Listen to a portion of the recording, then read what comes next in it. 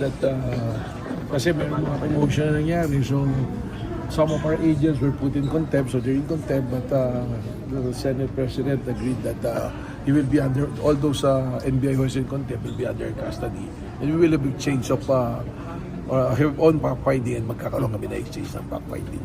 Okay. Paano mangyayari, sir? Yung tungkol doon sa mga kinontempt. Yung Siam.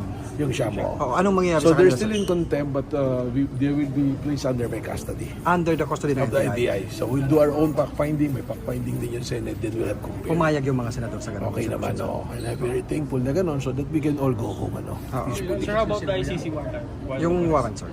Yung ICC warrant, it's there already. And there was also a resolution. I understand that the Senate mentioned that Senator Bato will be under their custody. So kami naman on the executive side, we will respect the co-equal branch nila, di ba?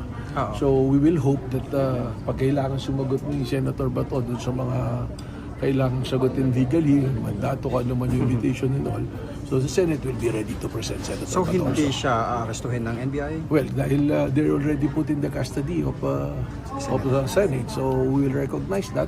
And we'll just hope that when it's needed, Senator Bato will be available also to answer. So deemed served na yung ICC warrant? Well, we'll have communication with the DOJ and PCTC also, and of course to the Interpol that if there are any invitation or anything that will be communicated, probably will suggest that it should be channeled to the Senate President. So kayo, sir, paalis na rin kayo? Well, Kasama basta niyo yung kami. Siam? Yes, lahat kami.